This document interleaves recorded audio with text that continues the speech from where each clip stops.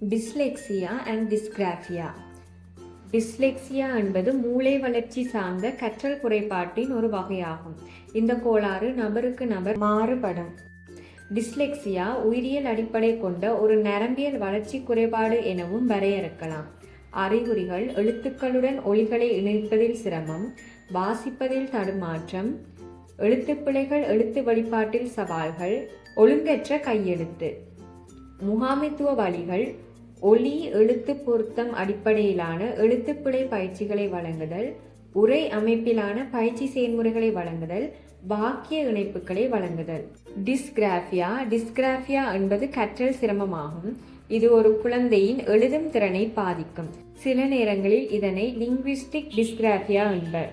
இந்த குறைபாடு fine motor perception, visual motor perception மற்றும் இயக்கவியல் ஆகியவற்றில் காணப்படும் சிக்கல்களால் உருவாகின்றது.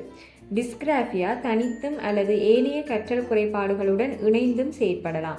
உதாரணமாக 30 தொடக்கம் 47% எழுத்து பிரச்சனையுடைய குழந்தைகளுக்கு வாசிப்பு பிரச்சனையும் காணப்படுகின்றது. அறிகுறிகள்: எழுத்து மிக மோசமாகவும் சீரற்றதாகவும் காணப்படும், எழுத்துக்களுக்கிடையான இடைவெளி சரியாக இல்லாது காணப்படும், எழுத்துக்கு நீண்ட நேரம் எடுப்பது, எழுத்துக்களை பிழையாக எழுதுதல், வார்த்தைகளை கண்டுபிடிப்பது, வாக்கியங்களை முடிப்பது மற்றும் எழுதப்பட்டதை புரிந்து கொள்வதில் சிரமம், எழுதும் மற்றும் வரையும் வேலைகளில் ஆர்வம் இல்லாமை, பேச முடிந்த விடயங்களை காகிதத்தில் எழுதி காட்ட முடியாமை. டிஸ்கிராஃபியாவை முகாமைத்துவம் செய்வதற்கான பயிற்சிகள்: ஃபைன் மோட்டர் ஸ்கில் பயிற்சிகள், கை விரல் தசைகளை வலுப்படுத்தும் செயல்கள், அதாவது கிளே, பீடிங், பட்டனிங், கட்டிங் ஆகியவற்றை கொடுத்தல். பேட்டர்ன் ரைட்டிங், நேர்கோடு, வளைவுகோடு, வளைவுகள், வட்டம், எழுதும் பயிற்சி ஆகியவற்றை கொடுத்தல்.